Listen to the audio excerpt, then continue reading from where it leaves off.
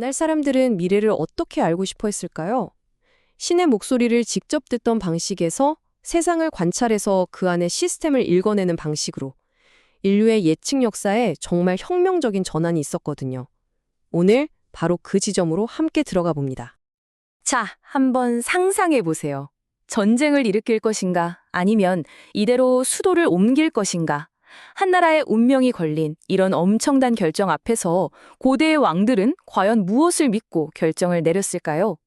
바로 이 질문이 오늘 우리가 풀어갈 이야기의 시작점입니다.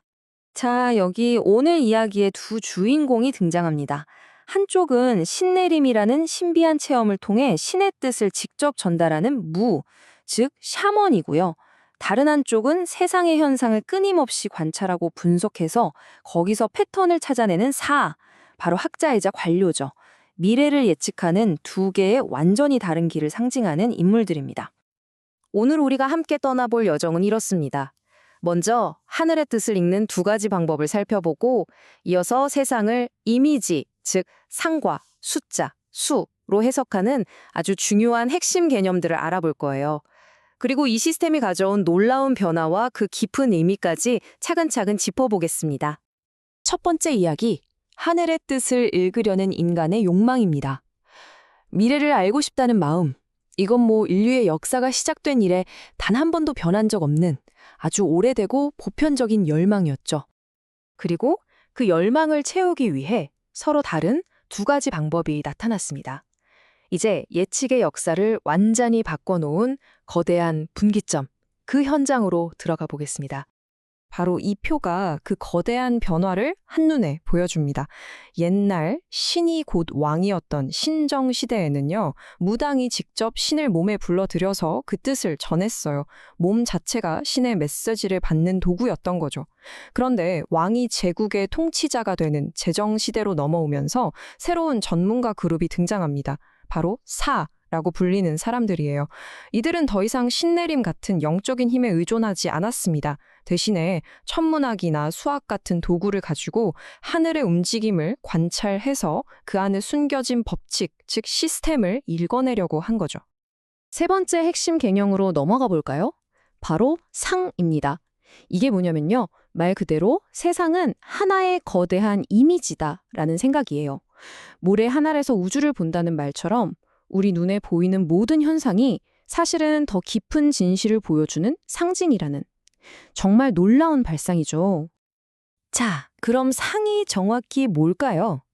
아주 쉽게 말해서요. 우리가 눈으로 보는 모든 것들 있잖아요. 하늘의 별, 땅의 모양, 심지어 새 한 마리의 날갯짓까지도 이게 그냥 거기서 끝나는 게 아니라는 거예요. 이 모든 것들이 보이지 않는 우주의 근본 원리를 비춰주는 이미지이자 상징이라는 뜻입니다. 그럼 이 상이라는 건 어떻게 만들어지는 걸까요? 과정은 이렇습니다. 첫째, 옛날의 현자들은요, 그냥 멍하니 세상을 보는 게 아니라 아주 세심하게 관찰을 합니다. 둘째, 그 관찰을 통해 사물의 겉모습 너머에 있는 본질적인 원리, 즉 도를 꿰뚫어 봅니다. 마지막으로 그 눈에 보이지 않는 원리를 누구나 볼 수 있는 구체적인 상징, 바로 주역의 괴 같은 형태로 만들어내는 거죠. 구체적인 현상이 추상적인 상징으로 반환되는 정말 지적인 과정이라고 할 수 있습니다. 이런 지적인 과정을 동양 철학의 바이블이라고 할 수 있는 주역에서는 바로 이렇게 표현하고 있습니다. 이 문장은 단순히 자연을 보는 것을 넘어서 그 안에서 우주의 원리를 담은 텍스트를 읽어내려고 했던 고대인들의 엄청난 지적 노력을 보여주는 대목이죠. 네 번째. 자, 이제 상이라는 그림을 봤으니 이 그림을 해독할 암호가 필요하겠죠? 그게 바로 네 번째 키워드, 수입니다. 우주의 상징들을 다루기 위해 만들어진 코드, 수의 세계로 들어가 보시죠. 수는요, 상이라는 이미지를 실제로 움직이게 만드는 일종의 운영체제, OS 같은 거예요. 눈에 보이지 않는 원리인 상을 구체적인 예측 결과인 괴로 바꿔주는 아주 중요한 수학적 엔진이라고 생각하시면 쉽습니다.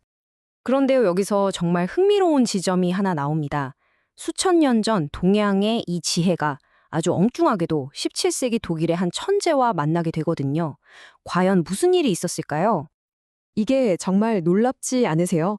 바로 근대 철학의 아버지이자 미적분을 발명한 그 천재, 라이프니츠가 주역의 효를 보고 무릎을 탁 쳤다는 거예요.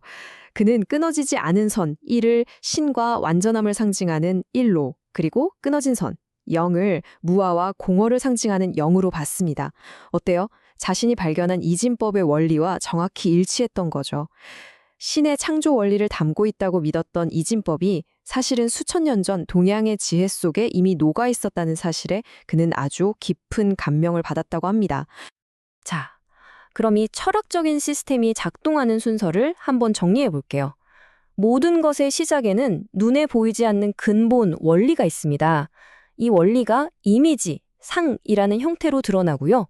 여기에 바로 숫자, 수라는 운영체제가 개입해서 값을 매기고 마침내 우리 눈에 보이는 상징, 과로, 최종 결과물이 나오는 겁니다.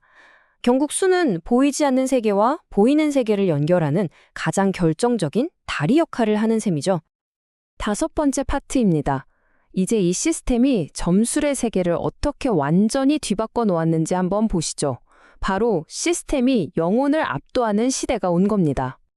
생각해보세요. 예전에는 신성한 거북이 등껍질이나 아주 희귀한 풀 같은 특별한 도구가 꼭 필요했어요. 왜냐? 신의 기운이 담겨 있다고 믿었으니까요. 그런데 상과 수라는 시스템이 중요해지면서 이게 다 바뀝니다. 더 이상 도구 자체가 신성할 필요가 없어진 거예요.